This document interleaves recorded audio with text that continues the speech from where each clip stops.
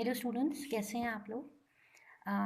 I hope सभी लोग आप अच्छे होंगे। हम लोग की जूम क्लासेस भी काफ़ी अच्छी चल रही हैं, लेकिन आज से हम जो भी लेक्चर्स आपको पढ़ा रहे थे जूम के थ्रू, उसका हम वीडियो बना के भी आपको देंगे। जैसे कि हम सभी लोग जानते हैं कि हमारे प्रोफेशनल इंग्लिश नाम के सब्जेक्ट्स में टोटल 5 यूनिट्स हैं, जिसमें से हम 4 यूनिट्स में से 4 यूनिट्स की अगर हम बात करते हैं तो 3 यूनिट्स तक के जो नोट्स थे वो मैं आपको क्लास में प्रोवाइड करा चुकी हूँ। ठीक है। 4th यूनिट में आपको कुछ टॉपिक्स जो है मैंने आपको जूम के थ्रू बता दिए हैं, और कुछ टॉपिक्स जो लेफ़्ट ओवर टॉपिक्स हैं वो मैं आपको अब वीडियो लेक्चर्स के थ्रू नोट्स बना के भी आपको भेजा करूँगी। ठीक है। जैसे कि अगर मैं यूनिट 4 की बात करूँ तो यूनिट 4 में हम लोग मॉडिफायर्स पढ़ चुके हैं, हम लोग आर्टिकल्स पढ़ चुके हैं, और हम पार्ट्स ऑफ स्पीच पढ़ रहे हैं, जिसमें हमने नाउन को डिटेल में पढ़ लिया है और प्रोनाउन को भी पढ़ लिया है। आज हम एक नया टॉपिक पढ़ेंगे। इनफैक्ट आई शुड से कि पार्ट्स ऑफ स्पीच का एक पार्ट है प्रेपोजिशन। पार्ट्स ऑफ स्पीच का एक पार्ट है आपका प्रेपोजिशन। आज हम इसके बारे में पढ़ेंगे। मैंने इसके नोट्स ऑलरेडी बना दिए हैं आप लोगों के लिए, मैं आपको मेल भी कर दिए हैं आपको, और मैंने आपको व्हाट्सएप भी कर दिए हैं। ठीक है। आज अब जो है मैं आपको वीडियो में जो भी मैंने आपको नोट्स मेल किए हुए हैं उसको मैं आपको यहाँ पे पढ़ा रहा हूँ। ठीक है।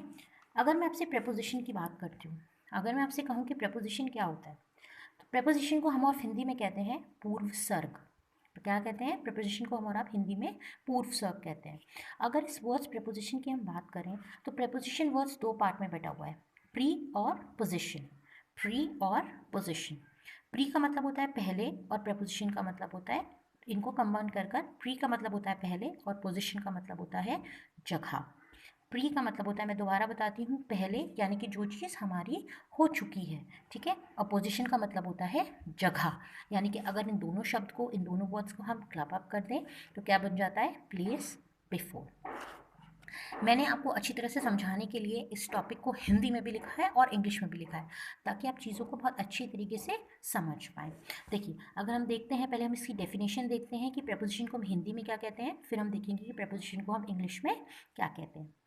अगर हम प्रेपोजिशन की डिटेल्स में बात करते हैं तो प्रेपोजिशन क्या होता है, ध्यान से देखिएगा। किसी जगह पर पहले आने वाले शब्दों को प्रेपोजिशन कहते हैं। कहने का मतलब ये है कि अगर मान लीजिए कोई चीज़ आपके सामने लिखी हुई है, ठीक है, उस शब्द से पहले कोई शब्द आते हैं तो उन शब्दों को हमारा प्रेपोजिशन कहते हैं। या हम इस बात को दूसरे शब्दों में कहें तो हम ऐसे भी कह सकते हैं कि ऐसे शब्द जो नाउन या प्रोनाउन, ऐसे शब्द जो नाउन या प्रोनाउन, नाउन का मतलब क्या होता है? संज्ञा, और प्रोनाउन का मतलब क्या होता है? मैंने आपको ये दोनों टॉपिक्स पहले भी पढ़ाए हैं, स्वर्णाम। यानी कि जो भी शब्द नाउन और प्रोनाउन का एक दूसरे से वाक्य में रिश्ता बताते हैं। आप उदाहरण के तौर पे कह सकते हैं, मान लीजिए अगर हम उदाहरण की बात करते हैं, ये 2 चीज़ हैं, ये मेरे पास 2 पेन हैं। अगर हम मान के चलें ये नाउन है और ये प्रोनाउन है, अगर मैं आपसे मान के चलूँ कि ये नाउन है और ये 2 प्रोनाउन है, ये प्रोनाउन है, इन दोनों के बीच में जो रिश्ता है, यानी कि इन दोनों के बीच का रिश्ता अगर कोई तीसरी चीज़ स्थापित करती है तो उस चीज़ को हम और आप प्रेपोजिशन कहते हैं। एग्जाम्पल के तौर पर इन दोनों का रिश्ता स्थापित करने के लिए मैंने इस पेन का इस्तेमाल किया। उदाहरण के तौर पर इन दोनों के बीच में रिश्ता स्थापित करने के लिए मैंने इसका इस्तेमाल किया, तो ये मेरा क्या हो गया? प्रेपोजिशन। क्यों प्रेपोजिशन हो गया? क्योंकि इसने क्या किया है? इन दोनों के बीच में एक रिलेशनशिप स्टैब्लिश किया है। ठीक है, समझ में आ रही है बात? सबको समझ में आ रही है? आगे देखते हैं हम और आप। अगर इस चीज़ को हम इंग्लिश में देखते हैं और कुछ एग्जाम्पल्स के थ्रू हम समझते हैं। Preposition shows the relationship of noun to the remaining parts of the sentence. यानी कि प्रेपोजिशन क्या करता है? प्रेपोजिशन नाउन का रिलेशनशिप, रिलेशनशिप का मतलब क्या होता है? रिश्ता बताता है, किसके साथ? वाक्य के और शब्दों के साथ। अब आप ये कहेंगे कि मैम आपने यहाँ तो कहा नाउन और प्रोनाउन और यहाँ लिखा है खाली नाउन, तो अगर वाक्य में नाउन दिया है तो यहाँ पे नाउन आ जाएगा, और अगर वाक्य में प्रोनाउन दिया है यानी कि स्वर्णाम दिया है तो यहाँ पर हम स्वर्णाम यानी कि प्रोनाउन वर्ड का इस्तेमाल करेंगे। अगर इसी चीज़ को अब हम उदाहरण की तरह देखते हैं, मैंने नाउन और प्रोनाउन दोनों का एग्जाम्पल क्लब अप करके लिख दिया है। अगर हम एग्जाम्पल लेते हैं तो एग्जाम्पल क्या है? I am in the class, मैं क्लास में हूँ। तो आई क्या है? प्रोनाउन। आई क्या हुआ? प्रोनाउन। और क्लास क्या हुआ? नाउन। क्लास क्या है आपका? नाउन। इसे आप ऑब्जेक्ट भी कह सकते हैं। ठीक है। तो I am in the class कहने का मतलब क्या है? मैं क्लास में हूँ। मैं क्लास में हूँ। अब अगर मैं आई का यानी कि प्रोनाउन का और नाउन का रिश्ता स्टैब्लिश करना चाहूँ, रिश्ता पता करना चाहूँ, यानी कि मैं कहाँ हूँ, मैं कहाँ हूँ, तो पता चलेगा कि मैं क्लास के अंदर हूँ। तो अंदर शब्द के लिए क्या इस्तेमाल किया हमने, इन। अंदर के लिए हमने क्या इस्तेमाल किया, इन। तो इन क्या है, इन वो शब्द है जो प्रोनाउन और नाउन में रिश्ता बताता है। इतनी बात सबको समझ में आई। अगर इस चीज़ को हम और आप क्या कहेंगे, प्रेपोजिशन, तो हम इन को क्या कहेंगे, इन इस वाक्य में यानी कि सेंटेंस में क्या है, प्रेपोजिशन। जैसे कि मैंने आपको यहाँ पर ये एरो दिखाई दे रहा होगा, ये मैंने एरो क्यों लगाया, क्योंकि प्रोनाउन और नाउन, ऐसे शब्द जो नाउन या प्रोनाउन का रिश्ता बताते हैं, उसे हम और आप प्रेपोजिशन कहते हैं, यानी कि पूर्वसर्ग कहते हैं। ये पार्ट्स ऑफ स्पीच का एक स्पीच यानी कि एक पार्ट होता है। अब मैं आपको बताती हूँ कि प्रेपोजिशन कहाँ कहाँ काम करता है। तो प्रेपोजिशन बहुत सारी जगह काम करता है। जैसे प्रेपोजिशन हमें डायरेक्शन बताने में मदद करता है, प्रेपोजिशन हमें टाइम को जानने में, टाइम के लिए इस्तेमाल होता है, प्रेपोजिशन हमने प्लेस यानी कि जगह के लिए भी हम इसका इस्तेमाल करते हैं। जैसे अभी डायरेक्शन की बात मैं आपसे बाद में करूँगी, मैं आपसे पीछे करूँगी। अगर मैं आपसे टाइम की बात करूँ तो 3 वर्ड्स ऐसे होते हैं जो कि हम टाइम को संबोधित या रेफर करने के लिए लिखते हैं। जैसे एट, इन, ऑन। अगर मैं प्लेस की यानी कि जगह की बात करूं तो प्लेस के लिए कौन से वर्ड्स इस्तेमाल होते हैं, ऑन, अपॉन, ऑन टू। मेरी बात समझ में आ गई सबको। अब हमें इन सभी चीज़ों को यानी कि डायरेक्शन, टाइम और प्लेस को डिटेल में पढ़ना है। हम सबसे पहले स्टार्ट करते हैं प्रेपोजिशन ऑफ प्लेस से। प्रेपोजिशन ऑफ प्लेस में जैसे कि हमने यहाँ पर पढ़ा 3 होते हैं, ऑन, अपॉन और ऑन टू। तो सबसे पहले हम और आप पढ़ेंगे कि ऑन क्या होता है, यानी कि ऑन का इस्तेमाल, ऑन का प्रयोग हम और आप कहाँ पर करते हैं। अगर मैं ऑन की बात करती हूँ तो किसी भी चीज़ के सरफेस यानी कि सतह को दिखाने के लिए हम ऑन शब्द का इस्तेमाल करते हैं। जैसे मान लीजिए ये मेरे पास एक टेबल है, मान लीजिए ये मेरे पास टेबल है और ये पेन इस टेबल के ऊपर रखा हुआ है। तो ये क्या है, अगर इस पेन को मैंने इस टेबल पर रखा तो ये इसका सरफेस है। सरफेस हिंदी में कहते हैं सतह, या मैं कहूँ कि मेरी हथेली पर ये पेन रखा हुआ है, तो ये मेरी हथेली यानी कि पाम क्या है, सरफेस, और ये क्या है, ऑब्जेक्ट। तो अगर मान लीजिए इस प्रकार की कोई चीज़ होती है कि किसी चीज़ के सरफेस यानी कि सतह को हम दिखाने के लिए करते हैं, तो उस चीज़ में हम ऑन का प्रयोग यानी कि इस्तेमाल करते हैं। जैसे मैंने ये हाथ बनाया, पाम बनाया, पाम पर कोई चीज़ रखी हुई है यानी कि एक सरफेस यानी कि सतह के ऊपर कोई चीज़ रखी है, तो वहाँ पर हम प्रेपोजिशन ऑन का प्रयोग यानी कि इस्तेमाल करते हैं। जैसे हम एग्जाम्पल ले लेते हैं, the book is on the table. अगर मैं किताब की बात करूं और टेबल की बात करूं तो किताब कहाँ है, टेबल के ऊपर, यानी कि टेबल की सतह पर किताब रखी हुई है। तो सतह यानी कि स्पेस यानी कि सरफेस के लिए हम क्या इस्तेमाल करेंगे, the book is on the table. अगर मैं आपसे ऑन के और एग्जाम्पल्स की बात करूं तो हम क्या कहेंगे, the pen is on my palm. Pen कहाँ है, पेन मेरे हाथ पर रखा हुआ है। जैसे कि मैंने अभी अभी आपको ये वाला एग्जाम्पल बताया था। तो पेन कहाँ है, हम कहेंगे किसी चीज़ की सतह पर अगर कोई चीज़ रखी हुई है तो ऑन यानी कि पेन मेरे हाथ पर रखा हुआ है। अब अगर मैं आपसे बात करती हूँ ऑन के और कहाँ कहाँ इस्तेमाल होता है, तो डे और डेट को दिखाने के लिए भी हम ऑन का प्रयोग यानी कि इस्तेमाल करते हैं। यानी कि अगर हमें किसी डे यानी कि दिन, डेट यानी दिनांक को दिखाना है तो हम और आप वहाँ पर ऑन का प्रयोग करते हैं। जैसे उदाहरण ले लेते हैं, he will come on Wednesday, यानी कि ही विल कम, वो आएगा, ही क्या है, प्रोनाउन, और कब आएगा, वेडनेसडे को, वो आएगा वेडनेसडे को, यानी कि वो बंदा वेडनेसडे को आने वाला है। मतलब कि क्या है, हम कब आएगा वो बंदा, वेडनेसडे को, तो ही विल कम वेडनेसडे। कब आएगा, ऑन वेडनेसडे, यानी कि वेडनेसडे के दिन वो व्यक्ति मेरे घर या आपसे मिलने के लिए आएगा। एक और उदाहरण लेते हैं, आई वॉज बॉर्न 26 जनवरी, मैं पैदा हुआ था 26 जनवरी को। मैं कब पैदा हुआ था, मैं 26 जनवरी को पैदा हुआ था। अगर मैं किसी डिवाइस की बात कर लूँ, यंत्र की बात कर लूँ, तो क्या होता है, किसी डिवाइस, यंत्र या मशीन को दिखाने के लिए भी हम और आप जो है ऑन शब्द का प्रयोग करते हैं। जैसे मान लीजिए अगर हम किसी मोबाइल की बात कर रहे हैं, हम टीवी की बात कर रहे हैं, हम कंप्यूटर की बात कर रहे हैं, तो भी हम क्या कहेंगे, हम ऑन शब्द का प्रयोग उसमें करेंगे। जैसे he is dash the phone, वो व्यक्ति फ़ोन पर है। कहाँ पर है, ऑन का मतलब होता है पर। हिंदी में अगर हम इसे देखते हैं तो क्या कहेगा, ही इज़ द फोन, वो व्यक्ति कहाँ पर है, वो व्यक्ति फ़ोन के ऊपर है, यानी कि फ़ोन पर बात कर रहा है। नेक्स्ट क्या है, the serial will be telecasted dash TV, यानी कि जो सीरियल है, सीरियल मतलब जो हमारी मम्मी लोग देखती है ना टीवी पर, जो भी प्रोग्राम वगैरह कार्यक्रम वगैरह आते हैं, विल बी टेलीकास्टेड यानी कि आने वाले हैं टीवी पर। कहाँ पर मतलब ऑन, यानी कि टीवी पर सीरियल आने वाले हैं। जैसे आजकल हम देखते हैं कि रामायण आ रही है, सभी लोग मिलकर रामायण टीवी पे देखते हैं।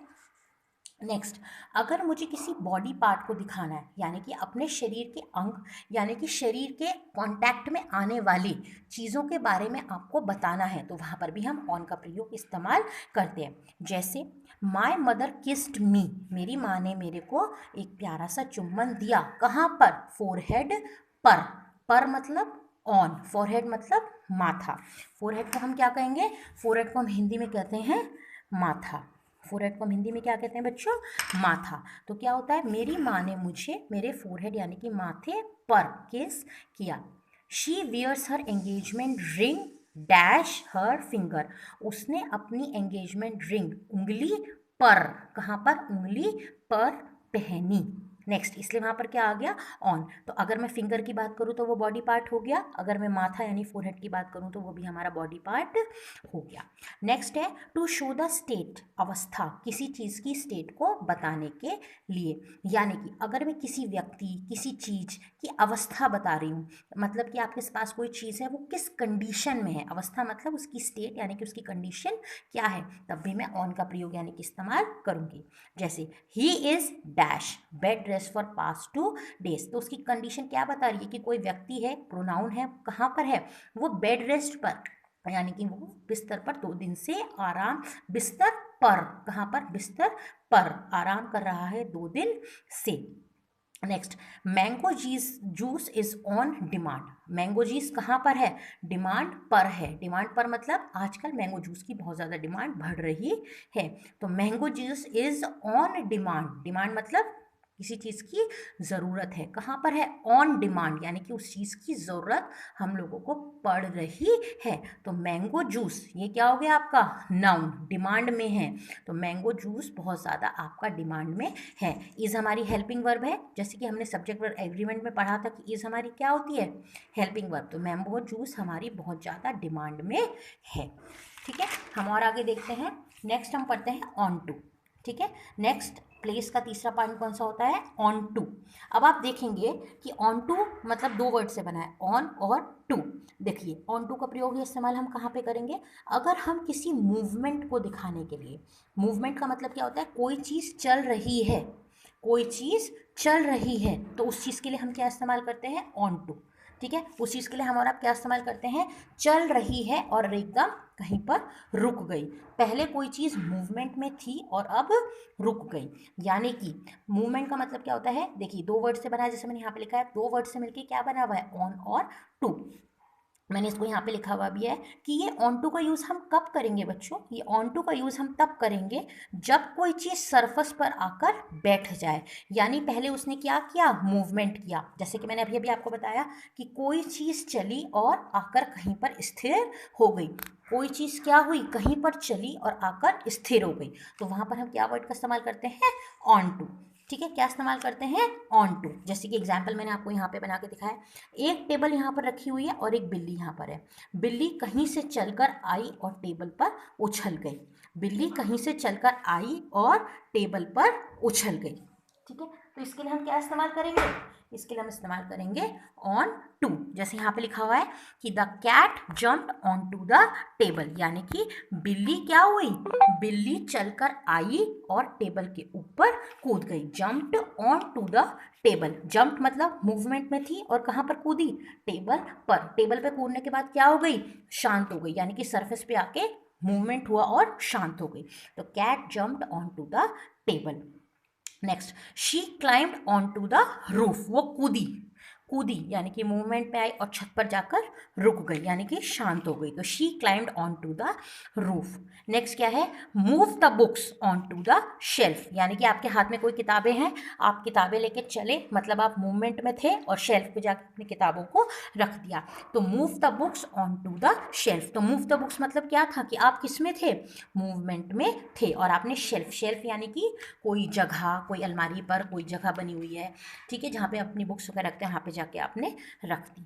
नेक्स्ट हम बात करते हैं कि ऑन टू का इस्तेमाल और कहाँ होता है, जब किसी चीज़ की पूर्ण जानकारी आपके पास है, यानी कि कोई जानकारी आप पहले से अवेयर ऑफ हैं, उसके बारे में आप पहले से जानते हैं, यानी कि कोई इनफॉर्मल चीज़ है, कोई क्या है, इनफॉर्मल चीज़ है, मगर हम इनफॉर्मल चीज़ आप पहले से जानते हैं तो हम उसमें ऑन टू का इस्तेमाल करेंगे। जैसे they know I was on to their plan, plan मतलब कोई योजना, उनको पता था, उनको क्या पता था कि मुझे पहले से सब कुछ पता है। They knew I was on to their plan, अगर मैं ऑन टू की बात करूँ तो फुल्ली अवेयर, मतलब कि वो लोग पहले से जानते थे, मुझे पहले से जानकारी थी उनका प्लान क्या है। ही कैंसिल्ड द सरप्राइज, उन्होंने अपना कोई एक सरप्राइज दे रहे थे उसको कैंसिल कर दिया, पार्टी, कोई पार्टी कर रहे थे वो लोग, उसको उन्होंने कैंसिल कर दिया। When he came to know, जब उन्हें पता चला, that we were on to his surprise, यानी कि हम पहले से ही उनके प्लान के बारे में क्या रखते थे, जानकारी रखते थे, वो पार्टी करने वाले हैं, इस बात की जानकारी मुझे पहले से ही थी। इसका मतलब क्या हुआ कि ऑन टू मैंने क्यों लगाया, क्योंकि उनकी पार्टी होने वाली है, इस चीज़ की जानकारी मुझे पहले से ही हो गई थी। तो ये आपका क्या होता है, ऑन टू। तो ऑन टू का इस्तेमाल हम दो जगह करते हैं, कहाँ पे करते हैं ऑन टू का इस्तेमाल, जब कोई चीज़ मूवमेंट में थी और एकदम स्थिर हो गई। दूसरा, किसी चीज़ के बारे में हम पहले से ही बहुत सारी जानकारी जानते हैं, तो हम ऑन टू का इस्तेमाल करेंगे। तीसरा क्या होता है आपका, अपॉन की अगर मैं आपसे बात करती हूँ तीसरे में, तो देखिए इसमें आपके दो पॉइंट हैं जहाँ पर हम और आप अपॉन की बात करते हैं, इसमें दो पॉइंट हैं आपके जहाँ पर हम अपॉन का इस्तेमाल इसमें करते हैं। जैसे उदाहरण के तौर पे ले लेते हैं, अपॉन अगर कितने शब्दों से मिलकर बना है, अपॉन हमारा दो पार्ट से मिलकर बना है, अप और ऑन। अप मतलब ऊपर, ऑन मतलब पर, ठीक है, यानी कि ऊपर पर, ठीक है। अब अपॉन शब्द का इस्तेमाल हमारा आप क्या करते हैं, इमीडिएटली आफ्टर डूइंग समथिंग और समथिंग हैपेंड, कोई काम है जब वो चीज़ हो चुकी है मगर अभी अभी होकर चुकी है, तो हम अपॉन शब्द का इस्तेमाल यानी कि प्रयोग करते हैं। जैसे अपॉन जब लगता है जब कोई चीज़ घट गई हो या होती है, यानी कि कोई काम है जो हो चुका है, आपने लंच किया अब आप पढ़ने बैठ गए, यानी कि आप लंच क्या है, आप लंच कर चुके हैं, तो क्या है, कोई काम आपका हो चुका है और आप उस चीज़ के बारे में अब क्या कर रहे हैं, कोई बात करने बैठे हैं या कुछ कर रहे हैं, तो वहाँ पर हम अपॉन का इस्तेमाल करेंगे। उदाहरण लेते हैं, सीता गॉट मैरिड, सीता की शादी हो गई, इमीडिएटली, जल्दी। Passing out of the college, यानी कि upon passing out of the college, मतलब कि ये क्या हुआ, जैसे कि मैंने आपको बताया कि कोई काम हो चुका है, यानी कि वो क्या हुआ, कॉलेज से पास हो चुकी है, उसका कॉलेज खत्म हो चुका, जैसे ही उसका कॉलेज खत्म हुआ इमीडिएटली वैसे ही उसकी क्या हो गई, शादी हो गई। तो यहाँ पे क्या आएगा, अपॉन। अपॉन क्यों आया, क्योंकि वो चीज़ आपके साथ घट चुकी है, वो चीज़ क्या हो चुकी है, आपके साथ घट चुकी है, तुरंत आपने उसके करने के बाद कोई और काम किया। नेक्स्ट एग्जाम्पल देख लेते हैं हम और आप। नेक्स्ट एग्जाम्पल क्या कहता है, dash declaration of a result she rush towards her mother, जैसे ही उसका रिजल्ट निकला वैसे ही वो अपनी माँ की तरफ भागी, यानी कि अपनी माँ को सूचित करने के लिए भागी कि मेरा रिजल्ट निकल चुका है। तो यानी कि जैसे ही हुआ, इमीडिएटली मतलब तुरंत वो अपनी माँ को कोई बात बताने के लिए भागी, इसलिए अपॉन डिक्लेरेशन, जैसे ही उसका रिजल्ट हुआ, जैसे ही उसकी शादी हुई, जैसे ही उसने अपना कॉलेज पास किया, तो अपॉन मतलब जैसे ही। नेक्स्ट अपॉन का इस्तेमाल हम कहाँ पे करते हैं, जब कोई चीज़ होने वाली हो, एक इस्तेमाल किया जब तुरंत तुरंत अभी खत्म हुई, और अब हम इस्तेमाल क्या करेंगे, जब कोई चीज़ हमारी होने वाली हो। जैसे हम क्या कहेंगे, दिवाली इज ऑलमोस्ट डैश अस, यानी कि होने वाली है, दिवाली नाम की जो चीज़, दिवाली नाम का जो त्यौहार है वो क्या होने वाला है, होने वाला है, मतलब कि दिवाली आने वाली है। Diwali is almost upon us, यानी कि आने वाली है, मतलब होने वाली, दिवाली अभी आई नहीं है। जैसे हम क्या कह सकते हैं कि lockdown is about to get over upon us, यानी कि लॉकडाउन हमारे लिए अभी तुरंत खत्म होने वाला है, अभी खत्म हुआ नहीं है लेकिन होने वाला है। नेक्स्ट क्या है, his payment is going to be due upon us, उसका पैसा मेरे पर ड्यू होने वाला है। एक हम ये भी कहते हैं ना, जैसे टीवी का रिचार्ज, मोबाइल का रिचार्ज, तो हम क्या कहते हैं कि हमारे मोबाइल का रिचार्ज खत्म होने वाला है, तो वाला है, अभी हुआ नहीं है। नेक्स्ट हम बात करते हैं कि हम अपॉन का इस्तेमाल कहाँ करते हैं, अपॉन का इस्तेमाल हम करते हैं जब हमारे पास दो नाउन होते हैं, ठीक है, जिसमें हमारे पास दो नाउन होते हैं और उनमें से दूसरे वाला जो नाउन होता है पहले वाले नाउन से ज़्यादा ज़रूरी माना जाता है। जैसे मैंने यहाँ पर हिंदी में देखिए छोटा सा लिखा हुआ भी है कि जो दूसरा नाउन होता है, नाउन वो आपका इम्पॉर्टेंट माना जाता है, पहले वाले से उसकी इम्पॉर्टेंस ज़्यादा है, यानी कि उसकी इम्पॉर्टेंस पहले वाले नाउन से ज़्यादा है। अभी हम एग्जाम्पल लेंगे तो आपको समझ में आ जाएगा। He worked hard year upon year, उसने बहुत मेहनत करी, ईयर अपॉन ईयर, एक ईयर पास होने के साथ दूसरे ईयर उसने बहुत ज़्यादा मेहनत की, तो दूसरा ईयर उसके लिए ज़्यादा ज़रूरी हुआ, यानी कि साल दर साल उसने हर साल बहुत मेहनत की। तो अपॉन क्यों लगा? क्योंकि एक साल से दूसरे साल उसने बहुत ज़्यादा मेहनत की। Next, he cross further mile upon mile, यानी कि उसने क्या किया, उसने जल्दी जल्दी अपने माइल्स को, माइल्स मतलब जो भी दूरियां थी उसको जल्दी जल्दी क्या किया, माइल मतलब जल्दी जल्दी अपनी दूरियों को क्लियर किया। ठीक है, तो बच्चों आज हमने क्या क्या पढ़ा इस लेक्चर में? इस लेक्चर में हमने ये पढ़ा कि प्रेपोजिशन क्या होता है। प्रेपोजिशन 3 प्रकार का, जिसमें से मैंने एक प्रेपोजिशन आपको पूरा पढ़ा दिया है। ठीक है, हमने प्रेपोजिशन ऑफ प्लेस के तीनों पढ़ लिए, ऑन, अपॉन और ऑन टू। अभी हमारे बचे हैं टाइम और डायरेक्शन, जो हमारा प्रेपोजिशन पार्ट 2 का वीडियो में बना के आपको भेजूंगी। उसमें हम क्या पढ़ेंगे? Preposition of time, preposition of direction और प्रेपोजिशन के और भी पॉइंट्स होते हैं विद और बाय। आई होप आपको ये चीज़ समझ में आ गई होगी। Thank you. एक बार फिर भी हम देख सकते हैं दोबारा, हमने कौन सा टॉपिक पढ़ा है आज? प्रेपोजिशन। कोई दिक्कत हो, कोई डाउट हो आपको, ऑन टू पढ़ा है, अपॉन पढ़ा है, तो you can contact me through mail और व्हाट्सएप। Thank you.